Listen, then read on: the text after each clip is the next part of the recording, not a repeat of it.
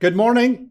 I'm John Waters. This is Inspiring Careers, and today we are joined by our first tech entrepreneur, Crispin Swan, who I've known for many, many years. You Good got here morning. okay? I did, thank you. Now, I did ask you before because I was expecting you to turn up your big flash motorbike, but you said, did you chicken out because the weather was a bit wet? It's been a shocker this week, hasn't it? Yeah. I mean, it would have been a lot quicker and cheaper than getting a taxi, but yeah, with the rain starting and stopping every 10 minutes, it was too risky. Tell everybody what type of motorbike you drive, and then we'll get on to your career. Oh, it's a bit of a fancy, it's a Ducati Monster 1200S, Yes. for anyone that knows their bikes. Yeah. Yeah, it's a bit of a beast. But Well, you are a lot trendier than me, and I've always seen you as a guy who sort of lives life in the fast lane. And you, well, that's how I probably wanted to be perceived in the past, but man, maybe not anymore. And are you an adrenaline junkie? Funny enough, For sure, yeah. So have you taken the kids on those bungee jumping holidays in New Zealand? Yeah, all of that. I want to actually get back into skydiving again, but my wife's not overly keen on me, although she has been checking my death policy, I think, to see if it's worthwhile. But yeah, no, I've realized with age I'm not quite as bad as I used to be. Yes, and I'm disappointed. My son doesn't watch this, that he doesn't have the same rush of adrenaline that I do in some ways. But yes. My wife looks at that as being a good thing, that he's more likely to survive. Well, you are talking to a punter who, when I go up to the first level of a hotel building, I suffered terribly from vertigo. So I'm not exactly the junkie. Now, we've known each other a long time. You grew up in the UK. You went to uni in Portsmouth. Well, did your family travel around when you were a kid then? Yeah. No, it's my friends make fun of me from the UK, from England, but I was born in Wales, and then I moved to Canada, and I moved to England when I was 10. Yes. The move to Portsmouth University was to study a dual honours business degree. I did Germany as part of A-levels. My mother is Swiss, so German's always been part of my upbringing, going to see my family in Switzerland. So it was essentially an honours business degree, but you did half of it in German. So, you become fluent in that language. And then I finished that, went traveling for a year, which was incredible, which is when I came first to Australia, like most Poms. I thought, this is a good place. Went home, back to England. That's when I sort of started the job, with Octagon Academy, which led me into cable and wireless, which if you want to talk about, we can.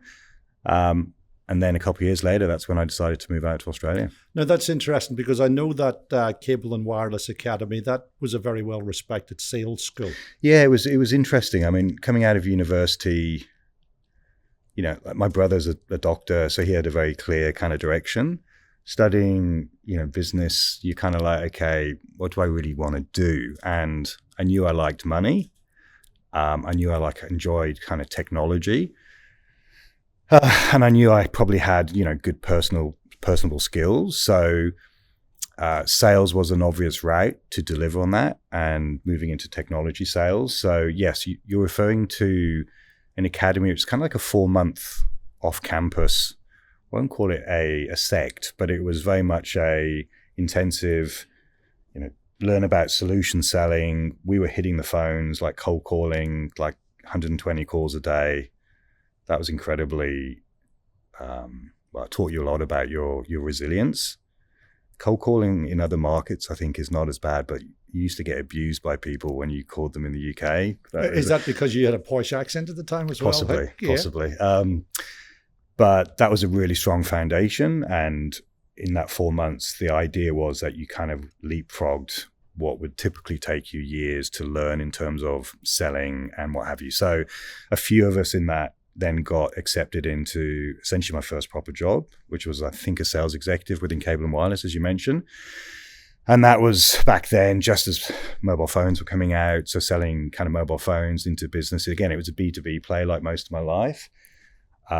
Selling data and other mobility premium calls. You remember the 1-800 I remember one guy earned an incredible amount of money selling premium rate numbers into the adult content industry, let's just say. Yes, yeah. I remember him buying this fancy BMW, and I'm thinking, why didn't I get into that? But so that got me into cable and wireless, and that was a couple of years of really sort of learning about becoming an adult and learning about having to be responsible for myself, for hitting targets, all that stuff that comes with being in sales. But I met in that another guy that you know well, Matt Glasner, and him and I then decided after a couple of years to move out here. Isn't that great? You know, the funny thing is that those particular training organizations, you know, IBM, Digital, Unisys, etc., Cable and Wireless, they're sadly for young people are a thing of the past. Yeah, you know? It is. It is a so, loss. You know, if you're training people, say, in your business now, it's probably a lot more instant, you know, with a mix. But so you came out here. Did you join Alcatel? Actually, no. I almost went to Alcatel, but Okay. I joined.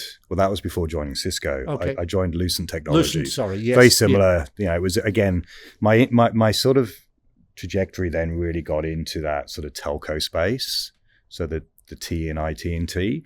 So yeah, became an account manager at that time. So it was less about new business. It was about farming within I'm scared to say it, but the OneTel account. People may not remember OneTel. Are we that old? The last gentleman was on with him, and I had a laugh about Y2K. And a lot of people don't even know that either. So God, we are getting old. But yeah, so it was with Lucent Technologies, managing the OneTel account, which was a multi-billion-dollar account at that time for Lucent. And yes, that was farming, building relationships at the OneTel senior executive level. And after a while, I kind of saw some of what eventually came to fruition, some of the concerns. And that's when I started to look, and I looked at different options. Alcatel was one of those, but that's when I joined Cisco. And again, that was an account manager position within Cisco. After Cisco, I think that's when you and I met, when Yes. I moved to SEMA. And I think SEMA initially was another sales position, but quite quickly, that's when I moved into my first sales management role within SEMA. 1 person, 2 people, 3 people, and so on. And again, that was then focused on the telco space, so Telstra, Vodafone, those types of clients. And after doing that for a little while, we were acquired, lots of merger and acquisitions in my lifetime. You know, surviving those and having different, bosses, etc., is another story. But Schlumberger, which probably a lot of people don't know, which is a large oil and gas services business. Think Halliburton acquired SEMA for north of $5 billion. And they moved me over from Sydney to Perth for a couple of years, managing the sort of IT services, internal, external IT services business. At that time, I felt, wow, I had a team of close to 20 people. I'm really becoming something. That was a really interesting pivot because I was suddenly into oil and gas. Some ways incredibly advanced, but in many ways archaic in terms of their thinking, especially when it came to kind of sales methodologies and what have you. So I was different. That was clear. I was definitely had different perspectives on in the management meetings. But what differed there was that was my first job where I ended up having P&L responsibility. So starting to learn about what that means, remembering back to finance, when I studied business studies, and that was a really interesting experience. And then as I've grown in roles successively, more and more, of those, I've sort of essentially taken on that, if you think more of a general manager kind of P&L responsibility. So if you want to keep going, then they divested, lost a lot of money on SEMA. That entity then became Airwide Solutions, and I came back then with what is my wife today from Perth, and was the sales director, and eventually became the sort of GM for ANZ. We got acquired again, US software business Mavenir, and then Mavenir relocated me to Singapore, where I was running the Asia Pac business for 5 years up there, which was an incredible experience. So did you enjoy living up there? That's fantastic. I mean, my kids were 2.5 and 6 months old. We had, as a lot of expats do, help with a local nanny that lived with us, and got into my rugby again and traveled because I was responsible across to India, up to China, Japan, down to New Zealand. So it's a very good hub to do business, very pro-business place. And yeah, just such an amazing experience. Yeah, I'll tell you one thing about yourself, and I'm not being sycophantic because we've known each other a long time. I always enjoyed from our initial discussions talking to you when you needed us to help you, because you always had a great micro and macro view on your business. You're always a great thinker, very strategic, and also you were always very polite to the people that I placed with you. In fact, we've got a couple of guys and ladies that we both recruited together, shall we say, who've gone on to real bigger and better things. I love that. I love to see how successful they've become. Yeah. Incredible. Let's talk then. You are an entrepreneur. Were you always thinking about starting your own business even when you were younger? I was, but I'm not. When you say I'm an entrepreneur, yes, I finally saw my dream come true, which was I want to be, I want to have my own business. I don't think I quite understood why I wanted my own business when I was younger. Maybe it's because everybody wants to be the boss, or I thought I could make more money that way. But I don't think in my DNA, I was born like some people are just avid entrepreneurs. They've already tried and failed with 5 businesses, by the time that I'd even co-founded one. But I think it's important to put context behind it. And I guess for the listeners, because of Singapore, because I was on an expatriate package, I was earning good money. The tax rates in Singapore are incredibly low.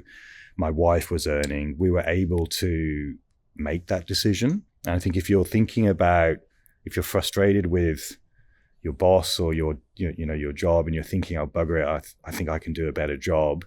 My advice would be make sure you're in the right headspace. Like, most importantly, you need to be able to financially survive, because I didn't earn money for a long time. Most people couldn't do that, because we came back to Australia. I fortunately owned my house. Like, my kids went to the public school down the road. I could afford not to be paid. I could afford to put money into the business. If that's not possible, the stresses I suspect that would present would probably break what you're trying to achieve. Secondary to that, just expect it to take longer. As they always say, it does cost more money, and it's a real impost on your life. Like, you do become obsessive. The amount that you work in those early days, it's not like that anymore. And the pressure that places on your partner and, perhaps even on your children, yes, is something that you need to think seriously about. It's not easy. So I've learned to become an entrepreneur, I guess. And I had to accept that I was probably moving away from the comfort of being an employee where you get paid, and you don't have to worry about making payroll. And my God, some of the things that we've been through, you have to make that transition. You've got to be willing to accept more risk and more uncertainty, more stress and less sleep. That would be definitely a Well, let's look at that from the starting point. Wonderful story in a sense that, 2 or 3 families got together, you had a concept, et cetera, and you were determined to kick it along. We'll get you to give us a rundown on the business, et cetera. But for our listeners, for any young entrepreneur, what do you do next? I mean, I'm sitting there wondering, how did you get finance sorted? How did you work out your time? Give us an overview on how it came about to start with, and then tell people about the business. Yeah, so I knew that having kids that were at an age where they were starting to play with iPads, and you could see how addictive these devices were, and I'd kind of done the money thing and having jobs for title. I was looking for something that had purpose, and we'll probably talk more about that. So then you kind of have to think, well, is it something that I feel like I have the skill sets to do on my own, or do I feel that we'll be better placed having different skill sets? So a good friend of mine from Perth, who is far more entrepreneurial, Tim, and I started to talk about ideas. We both had telco backgrounds. We're looking at ways that we could do things with SMS and intercepting SMSs when kids were sending inappropriate content or things that they probably didn't want to send, but because their brains aren't necessarily developed, they do. And, we didn't write business cases. We didn't get to that point, but we looked at the tech and we worked out that it just wasn't practical to do what we wanted to do. And Tim then had a friend also in Perth, which is why we're now headquartered in Perth, even though I'm based here, who knew a guy when he was in the US that had some capabilities around essentially think of a cloud, we all talk cloud today, but a cloud-based policy, so that it doesn't matter where a kid connects to the internet, whether that's on the mobile network, at Wi-Fi, or on what device, that same policy applies. And that's really what we were looking to do. So to your point, I think it was Tim, he jumped on a plane. I think I was still traveling around the world at this time, went to the US, met these people, got an agreement to leverage some of their tech. In terms of funding, it was very much friends and family. I won't get into too much detail there, but yes, we bootstrapped it ourselves. We raised small amounts of money through contacts. And I guess one of the, and it was once when we knew that technology and we understood the market well enough, that's when we started to get into, okay, well, what does this look like? What is the size of the market? That sort of business planning process that you spoke to. I think people can often spend so much time writing these business plans and not actually getting in and doing it, from my experience. But we then focused on essentially creating an MVP, so something that we could take to market. And actually, our go-to-market strategy has changed quite fundamentally along the journey, which has probably been over 9 years now. And what we didn't want to do, even though it ended up being part of our GTM, was being completely reliant on the telcos for distribution. Because once we had software that could be pushed out onto mobile phones, based on my experiences when I was working in Asia, we did deals with telcos in Indonesia and India, Malaysia, and so on, for them to white label that and put it out there as a family-friendly proposition, which is what everybody was wanting. But we also then built essentially think of it as like a wireless access point where we had technology in there. So when at home, that would connect into your Telstra modem, and it would create a safe network where, as a child, if you connected to that or friends of your children came into your home, they would have your policy enforced.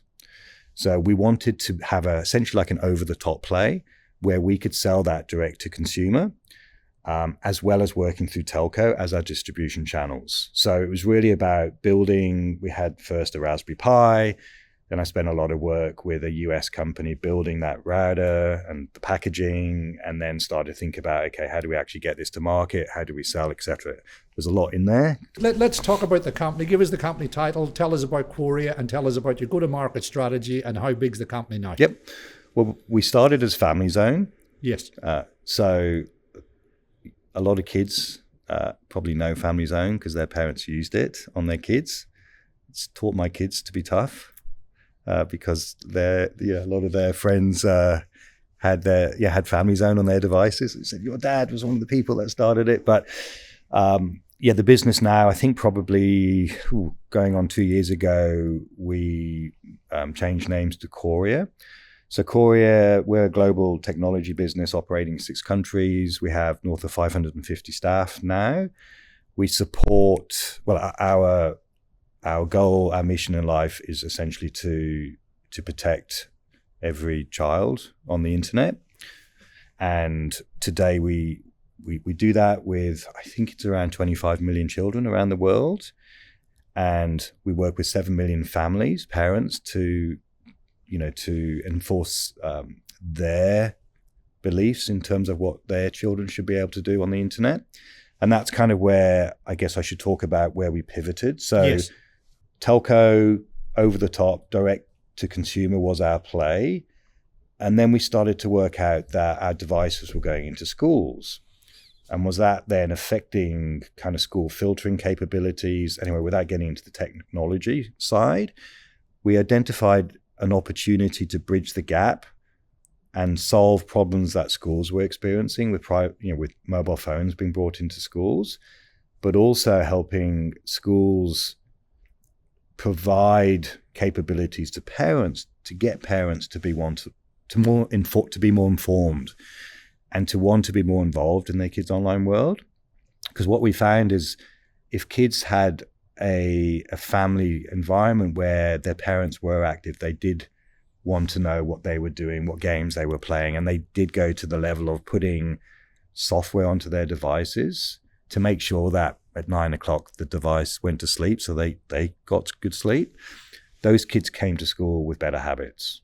They weren't falling asleep at the desk. So it was a very synergistic relationship between the school and the parents, and we've bridged that gap. So now that's why we work with almost 30,000 schools around the world today, is because we provide technology to schools, but we also extend that through the school to the parent body. But we have a direct-to-consumer business model and we have a B2B business model, and they also intersect. So that's Qoria. I mean, our mission is to, we're a purpose-led business, which was really what I wanted to be involved in. It's selfishly a little bit about creating some form of I think that's brilliant, of a legacy. Because you've always been a very ethical man, and you've always cared when you dealt with all the clients that I used to see you dealing with, and all the guys and ladies that I placed with you. You always seem to care a great deal about them, which is why you always had stable teams, etc. Right? Yeah, that's true. So I think that's great. Tell me this, in terms of the company now, which countries are you in, just for our audience? So US is our number one market. So we entered there about 6 and a bit years ago. Yes. So I'm talking biggest in terms of, we're a SaaS business, so we talk about annual recurring revenue. The UK is next. Then Australia. I probably went down the wrong path of talking AR, because we've got the UK, the US, now Europe, Middle East and Africa, and then Australia, New Zealand as regions that sell into schools.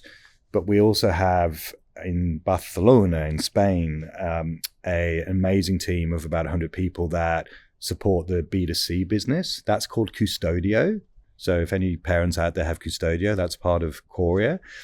And most recently, about 6 months ago, we acquired a business in Sri Lanka called Octopus BI. So they don't have direct responsibilities of managing our B2B customer base, but they support, the software and services, etc., that we sell into those customers. Curiosity again, do you get any support from government bodies in these countries? Surely they must be interested in what you guys are doing. They are, but probably I'd say the support that we get is from them funding the technology. So schools get funding through, you've probably heard about, Trump ending the Department of Education in the US, etc. But the federal do, but mostly state and local taxes fund school education. So that's probably the predominance of what we do or get from them, to be frank. I'm going to ask you a couple of questions about you, okay? Mm-hmm. Have you enjoyed the experience? Yes and no. It's definitely pushed me. I think one thing when you do a job for a company, and again, this is less so now because we're more mature. I look at us now as if I'm hiring, I'll say we're a mature startup. But when you have a job in a big company, the Ciscos, the Schlumbergers, etc., you do a very specific role and you get very good at it. When you start your own business, you wear so many different hats. And I think one thing that it's important to do is to be honest and say that there is definitely this imposter syndrome. Have you heard of that? Yes, but you've always struck me, and you've always struck me as a lad who's got the right balance between being a very confident lad but not being arrogant. So why would you feel as if you're an imposter? Well, only because you're required to do things that you've never done before, and you wing it. You do it based on, your experiences, and you do your research, but you're like, okay, do I really have, the credibility here to be doing this? But of course, nobody else knows that. But I'm just opening myself up a little bit to you, I guess, So I mean, on that basis, then, we've kind of a more general discussion about careers, but I want to keep that entrepreneurial theme going. Do you therefore go and talk to mentors and coaches? What network have you got for you? Or what network did you have for you when you were at even Schlumberger, etc.? Yeah, probably more then. I don't actually... I mentor now, which is important to me because that helps me stay connected. It helps me to learn in terms of, you talked even about personal development. I don't know if that was before we started filming, but I really enjoy giving back in that regard. I've had coaches in the past, but I didn't really feel I learned a lot from them, if I'm brutally honest. Sometimes that world's a little bit artificial as well, isn't it? True. Yeah. And, you know, like you get a lot of offers. I'm very time poor. So for me, whilst I don't and haven't had a lot of exposure, experience or success with mentorship, as in me having a mentor, I do know that as a mentor and others, I think it's absolutely something listeners should look out to try and implement. I would suggest that good mentors are often getting asked to be mentors, and those mentees should definitely think very carefully about their pitch. You know, why should that mentor give them their time?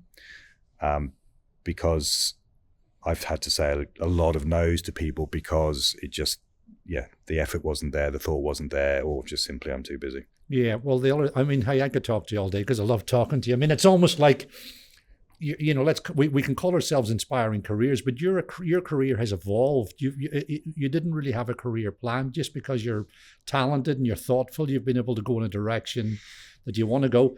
On that basis, therefore, are you a better leader now than you were 15 years ago? 100%. What have you learned? Yeah, I mean, if you look at the textbooks, I try and sort of think, what type of leader am I? I definitely don't feel like I fit into a single category. Probably closest I'd say is like a situational leader that sort of adapts depending, because you've got so many, you know, when you're responsible, I'm not just responsible for sales now. As the COO, you do have sales, you've got inside sales, but you've got technical people that, you know, the deployment teams, the support teams, you've got marketing, you've got so many different types of people, and they all think differently. They all require different ways of managing. So I've learned a lot about how to adapt to the type of person that you're managing to get the most out of them. I would hope that if you were to ask people that work for me, that they would say I lead certainly from the front. I think that's incredibly important as a leader, that they see me as, you know, one of the hardest working people in the business. Definitely, you mentioned it, but I pride myself on integrity. So I certainly hope that. Can I just ask you a question, because we're mates more than anything? Yep. Do you think you care too much? Does that cause you a bit of stress? It does. And I, you know, sometimes I think, are my relationships with some of my direct reports becoming more friendships than, you know, actual colleagues, which they are, is the honest truth. I not only look at them as future leaders in the business and, you know, I always have their backs in whatever they do. But, you know, because you spend so much time together, especially when you're in that sort of startup world, we form friendships. So that is a challenge, but I would equally hope that based on actions, people would say that, you know, I've got their backs, but when hard decisions need to be made, I'll make them. Yeah. Have you actually learned anything the hard way in this last 10 years and things that you didn't expect, if you like? God, where do we start? Yeah. I think talking specifically about moving into tech entrepreneurship, the topic, there are many lessons before that, but yeah, one that really comes to mind, don't give me too many details, but I referred to when we were just starting off and we were in that sort of seed, friends and family sort of time of our kind of capital raising profile. And we got to a point where we were starting to hire more people and it wasn't possible to do it without a more material raise. And the intent 100% was to stay private. And we had a commitment from UK PE private equity, which at the very last minute fell through. And we were like, and that taught me certainly the need to have backup plans. Yes. So we had to really quickly pivot and made the decision at that time to do a ASX listing, not a backdoor, a clean listing. And I just think, yeah, based on where we're at, and I guess the wolves smelt blood, that the dilution that we saw as founders was a big lesson that I learned. Was it? Okay. The only thing I would say to you, and once again, this is purely an observation, would a publicly listed company not give you more credibility? It does. In the space that you're in? Well, it gives you access to capital and perhaps a higher profile, but it means all your dirty laundry. It's a very expensive thing, to have a board, to all the compliance that comes with being an ASX listed business.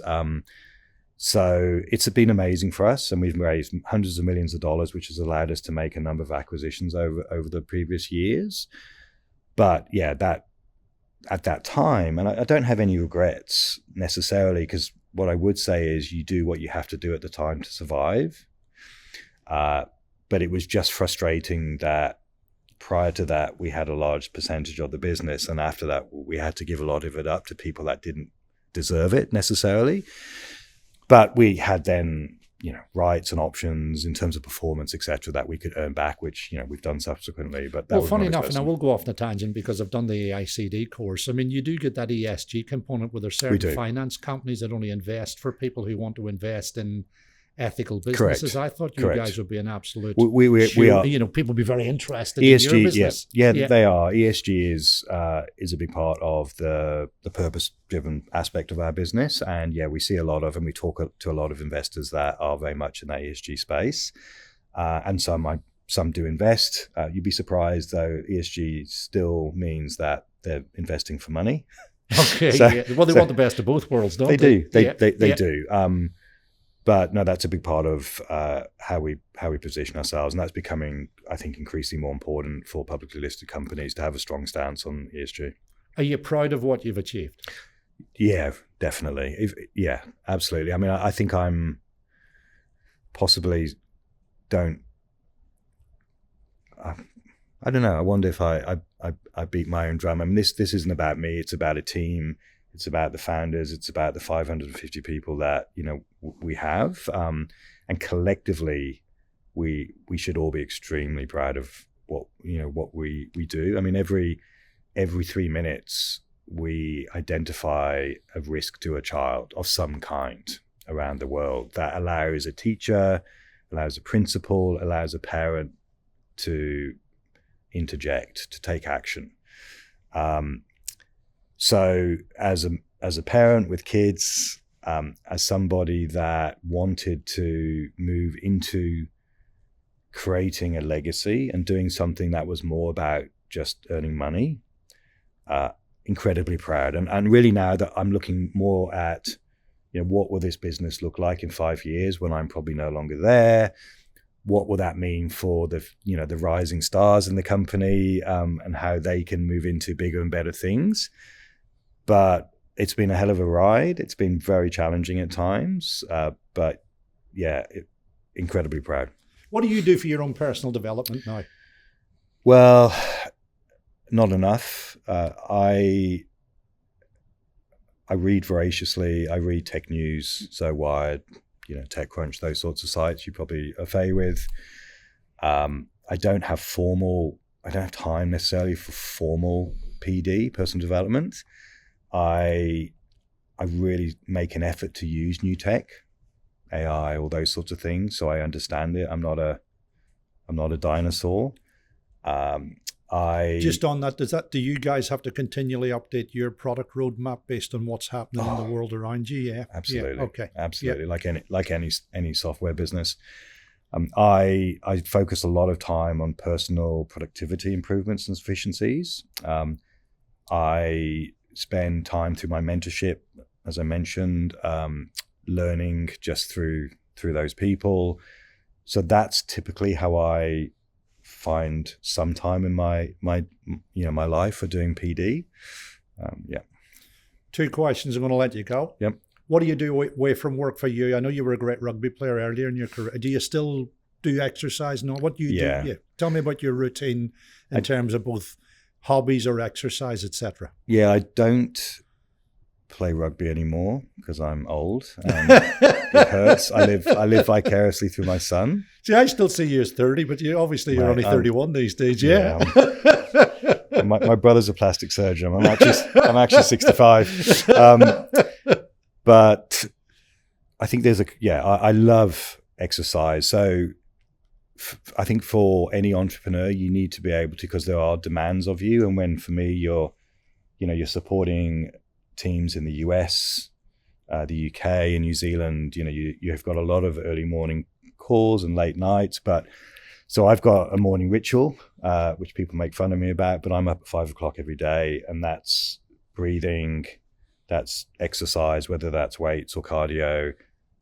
I've got a sauna, I've got an ice bath. So that's my time. Yes. Where it's about the mind, it's about the body. And then I'm into work, and work far more in the evenings because of that. Other than that, I still like to catch up with mates. We travel a lot, both for work and as a family. A lot of what I do now is really about my daughter's in her HSCs. It's about making sure, she completes that successfully, and my son, that he, grows up to be, a gentleman, which is a big part of our focus as a family. Yes. But yeah, that's really what I do. So the last question would be, and we'll do a variation on the normal theme, what advice would you give any young potential tech entrepreneur? That's a great question. I think first and foremost, really think carefully about the reasons why you want to be an entrepreneur. Go beyond, I'm frustrated with my boss, I feel like I'm stagnating, because we all do that. And that's it. Those are reasons, but make sure that you're in a position to sustain that sort of lifestyle where you're moving from a monthly salary to maybe no salary to an environment where it asks everything of you and more. And what does that mean then to your personal relationships, etc.? So get that right first. Have confidence. If you can have a foundation and a buffer financially, which I was fortunate to have, and without that, it would have been, or have a partner that's working and getting, consistent money, because that will just lead to stress and potentially not being able to see through those hard times. So get your head, get your finances, get everything where you need it to be first and foremost. And then when you're in sort of the business, fail fast. Like we tried, and you talk about this minimal viable product, and people quite get it, and it doesn't then become an MVP, it becomes something much bigger. So don't go too big. Get your product out there quickly. It doesn't have to be perfect. Get customers giving you feedback. They'll tell you, like fail fast. The hardest thing I think in business is what do you not do as opposed to what you do.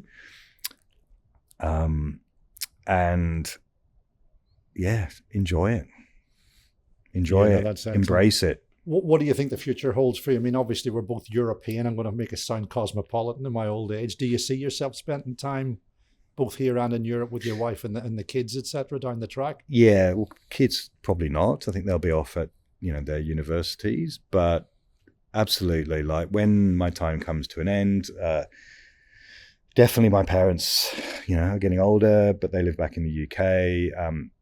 I love Europe. I moved here because I felt it was a lifestyle that, with the weather and everything, was better for me at that time. And I still love this place and it's home. But I absolutely look forward to the time where I can spend months in Europe. My wife and I talk about sailing quite a lot. So having, living on a sailboat for months at end through the Mediterranean. So those are all goals that we have. And hoping that, at some point in the near future, we'll be able to realize those. Yeah, no, that's excellent. Well, I have to say, when we developed the concept with the kids last year, and I did want to do the emerging stars, the inspiring careers and the tech entrepreneurs, you were the first guy that I thought of. You say the nicest things. Because I've always enjoyed dealing with you. And as Same. I said, it's been a pleasure talking to you. Enjoyed that today? I did, thank you. Yeah. Can I just say, this man, I've known him for many years. He's one of the most intelligent and genteel people that I have the pleasure of dealing with. I've placed a lot of people with him. Everybody's enjoyed working for him. And what him and the team are doing with Family Zone now and Qoria, I think is remarkable. So my name is John Waters. I'm Managing Director at Abercorn International Search. I'd just like to thank everybody for joining us. and we shall see you next month. Okay, bye.